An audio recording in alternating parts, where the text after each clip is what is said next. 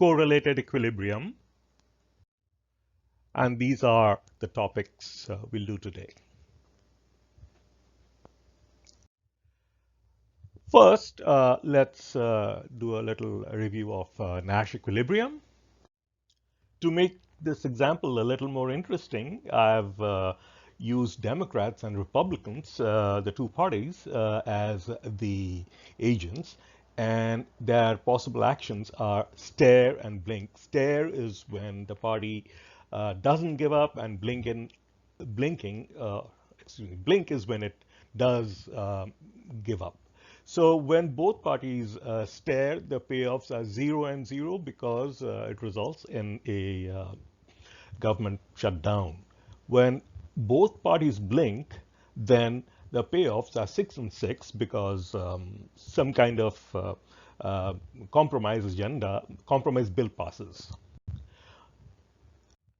When one party stares and the other party blinks, then the party that stares gets its way, and so the payoff is 7, and the other party, which blinks,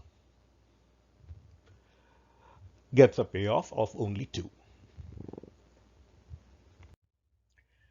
There are two pure Nash equilibria in this game: blink stare and stare blink. In order to compute the mixed Nash equilibrium, if any, we assume that the probability of the two actions for the Democrats are P(n)(1) minus P, and for the Republicans are Q(n)(1) minus Q. So the expected payoffs are, for the Democrats, it's 0 times PQ plus 7 times P1 minus Q plus 2 times 1 minus Q plus 6 times 1 minus P1 minus Q here. And likewise, for the Republicans, it's 0 PQ plus, basically it's, I've swapped the 7 and the 2 here and here, and so we get the payoffs of both the agents.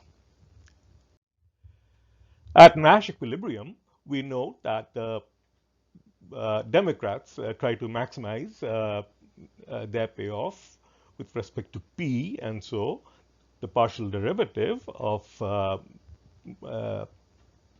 the payoff of the Democrats with respect to P is 0, and likewise Republicans do the same thing with Q, so the partial derivative with respect to Q of their payoff is equal to 0. And note that P and Q must lie between 0 and 1 because they are probabilities. Solving, we get the mixed Nash equilibrium, which is 1/3 and 1/3.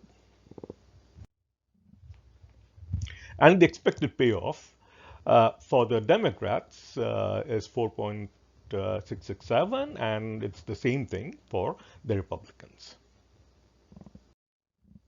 Now we'll look at correlated equilibrium, which is a new solution concept. Correlated equilibrium involves the presence of a superagent. Now, this superagent sends signals to both agents, the reps and the dems, and she can signal them to blink or to stare, and the signals are private. So whatever signals she sends to the Dems, the Republicans are not aware of it, and whatever she signals to the reps, the Dems are not aware of it. So the signals are private. Now, the agents, the two parties, they can either obey the superagent, or they can disobey her. So the superagent must ensure compliance by incentivizing agents. That is, she must ensure some way that the Republicans will have a higher payoff if they obey her signal than if they disobey. In other words, if she asks them to blink, the Republicans would have a expected higher payoff from blinking than from staring. And it's similar for the DEMS too. And this will result in correlated equilibrium. Now, the superagent might have a separate agenda of her own, and maybe in terms of her own payoff, as long as she can ensure that the agents are in compliance by incentivizing them properly. And we can look at the details next. There are four possibilities here, and informally, we'll just refer to them as states. So the probabilities of the states are A, B, C, and D, such that A plus B plus C plus D adds up to 1. And this superagent controls A, B, C, and D. Let's look at the DEMS first. The superagent can signal the DEMS to stare with a probability of A plus B. Although the DEMS are not aware of the values of A, B, C, and D separately, we can assume for understanding that they know what the value of A plus B is. That's the signal to stare. Likewise, the superagent can signal the DEMS to blink, and the probability of that happening is C plus D. Maybe the Democrats are aware of the value of C plus D. In exactly the same manner, the superagent can signal the Republicans to stare with the probability of A plus C, or to blink with the probability of B plus D. So these are the probabilities, and these are the marginal probabilities. I've listed them again. And note that the superagent controls A, B, C, and D. Now let's look at the expected payoffs of the Democrats if they obey the superagent. Now the probability of issuing the stare signal to the Democrats is A plus B. Now given that this signal has been issued to the Democrats, the probability of being in this state is A over A plus B, and the probability of being in this state is B over A plus B. So what is the expected payoff under these circumstances if the Democrats choose to obey the superagent? So the signal that they receive is stare, and the Democrats also stare. So it's either this payoff or this payoff. And multiplying the payoffs with the conditional probabilities, we get this payoff times A over A plus B plus this payoff 7 times B over A plus B. In a similar manner, suppose the signal received by the DEMS is to blink. The probability of that happening is C plus D, and therefore the conditional probability of being in this state is C over C plus D, and that of being in this state is D over C plus D. The expected payoff of the Democrats is pi dem equals 2 times the probability of being in this state, conditional probability I mean, is C over C plus D plus 6 times the conditional probability of being in this state, which is D over C plus D. So these are the expected payoffs of the superagent, of the Democrats if they follow the signals provided by the superagent. If the signal is to stare, then they stare. If the signal is to blink, then they blink. What if they do not obey the superagent? So the signal remains the same. Suppose the signal is to stare. So the probabilities are A over A plus B and B over A plus B. Again, not C and D. So, but the Democrats do not obey the superagent. So, if the signal is to stare, then the Democrats choose to blink. What are the probabilities? Probabilities are still A over A plus B, but with this 2 here, 2 times A over A plus B plus 6 times B over A plus B, because the Democrats are blinking, although signal was to stare.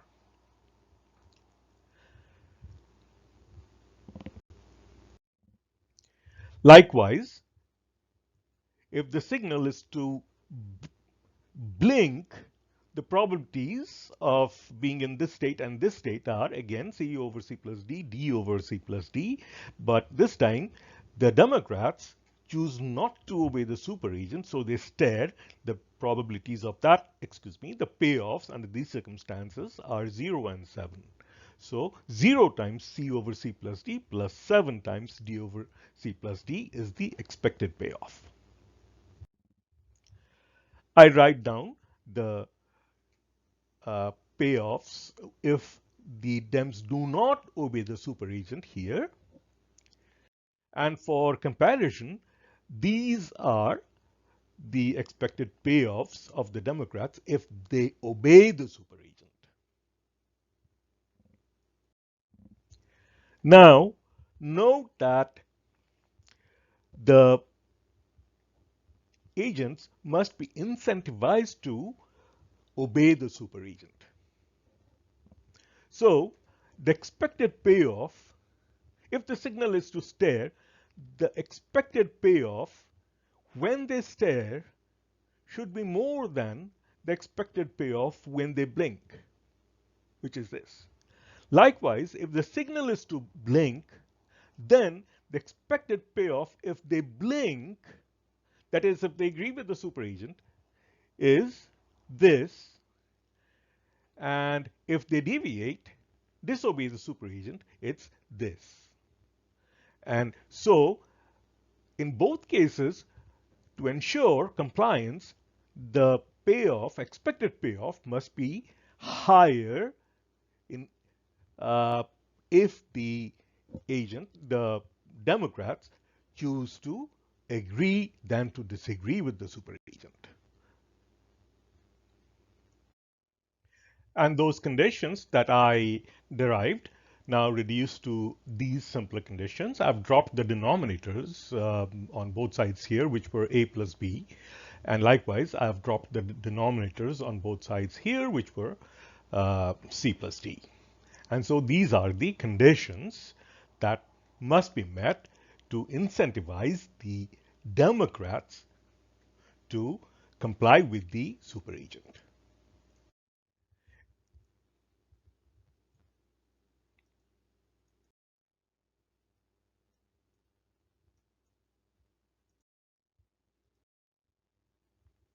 So in a similar manner, as those previous slides showed, you can work out the equivalent conditions for the Republicans. And so we arrive at these 4 conditions to ensure compliance by both parties, Democrats and Republicans. Now, suppose the goal is to maximize the payoffs of the Democrats plus Republicans. That's called the social welfare, and so that's 9 times B plus 9 times C plus 12 times D. That could be one of the possible agendas of the superagent to maximize social welfare. In this case, we have this linear programming problem. Maximize this objective subject to these are the constraints for compliance, and we also must have A plus B plus C plus D should equal to 1. And this is the MATLAB code for it. The solution is A equals 0, B equals C equals 0.25, and D equals 0.5. The payoffs of the Democrats and Republicans are 5.5 under these circumstances with these probabilities, and the payoff at Nash equilibrium in contrast was 4.667. So 5.5 is more than 4.667. The correlated equilibrium yields higher payoffs for the agents than Nash equilibrium does. Correlated equilibrium can be formulated in other ways too, since the superagent has her own agenda. If, suppose, she's biased towards the Democrats, then she can choose to maximize this 1.1 times Democrats plus pi of Democrats plus pi of Republicans, which is equal to this. I doubt if just multiplying pi dem with 1.1 will yield another result, A, B, C, D, but you can try it out. Note that Nash equilibrium is a special case of correlated equilibrium. Let's take up another example. This time we'll consider an asymmetric game, and the actions available to the first agent, the row agent, are up and down, and to the second or column agent are left, middle, and right. And these are the payoffs. The probability of being in the 6 states are U, V, W, X, Y, and Z. Now let's look at agent 1 when it receives a signal to play up. Now if it were to comply, then the expected payoff would be 1 times U plus 0 times V plus 2 times W. And if it disobeyed the signal, then the expected payoff would be 0 times U plus 3 times V plus 1 times W. I have ignored the denominator in both cases, which is U plus V plus W. So this is the condition which I simplify and write here.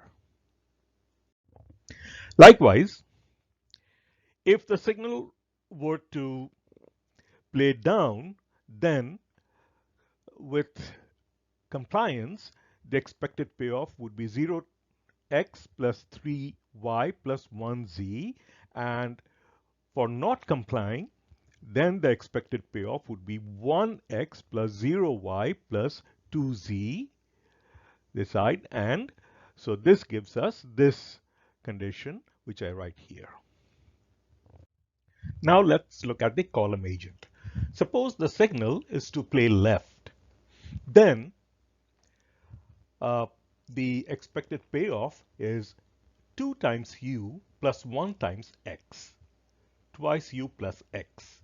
Now this is for compliance if the agent actually chooses to play left. Suppose it plays middle or right, then we have two different payoffs. Therefore, we have two different conditions here.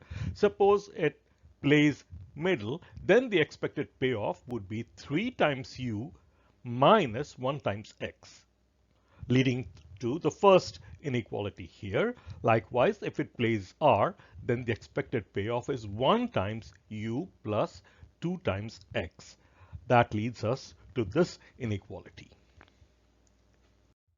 Likewise, when the signal is to play middle, then the expected payoff for compliance is 3v negative y, 3v minus negative y. And for playing left and right, the expected payoffs are twice v plus y, the first inequality here, and 1 times v plus 2 times y, which leads to the second inequality here. In a similar manner, we get two more inequalities for the third signal right. So altogether, we have these constraints, which I've also listed here. And don't forget that there are other constraints too. The sum of all probabilities u, v, w, x, y, z should be 1, and all the probabilities individually should be greater than or equal to 0. So this is the linear programming formulation. And then let's uh, express these all in terms of u, v, w, x, y, and z. So we get these inequalities. These are the constraints, and this is the objective for maximization. This is arbitrary. It could be anything. And in vector form, with P being equal to six-dimensional vector u, v, w, x, y, z, we get this form of linear programming, which can directly be fed into MATLAB.